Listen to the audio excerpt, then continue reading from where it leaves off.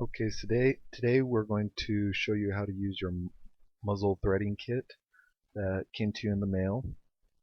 So these are the parts that will come with it. First you have your die stock, you have your die handles here, your die head, and then you also have your die, your threading die, and then your pilot tool. So these are all the tools that will come in your kit, and you'll actually also receive some oil, some tap and die oil to use on your die.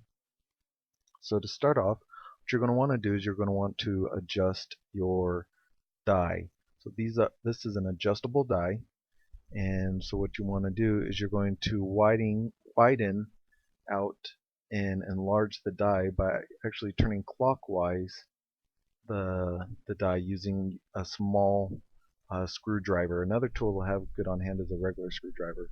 So using a small screwdriver, you can turn it clockwise and separate and widen that die so that you can start your threads on your muzzle brake. And this one is all the way out, so it's as big as this die is going to be. So check that. Next you'll install it into your die head. So insert it into the die with the wording face up.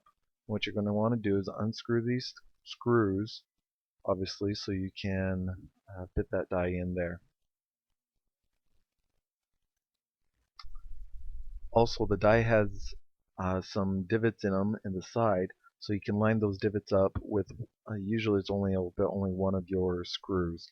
So line that up, put that in, and then screw it, and then you're going to of course make sure it fits all the way till it drops in. There it goes. And then you're going to put your screw into that divot, so that'll help give a good hold on the die, and then finger tighten the other ones as well. Now you want to be careful because if you tighten those screws too tight with your screwdriver, you can actually strip the threads inside the die. So what you want to do is you just want to snug them up with the screwdriver. Don't apply too much torque. You just kind of want to make sure they're snug. With the 3 screws, it'll hold real good. Just snug them up. I'm not torquing them real tight, and then just make sure that the die is solid in there. It's not wiggling around. And as you can see, it's really solid in there. But I didn't have to tighten those too tight. You don't want to strip the threads in the die head. The next thing we'll do is we'll insert the pilot tool. So now the pilot tool has really fine threads. So you want to make sure you don't strip this as well. So you want to work this carefully.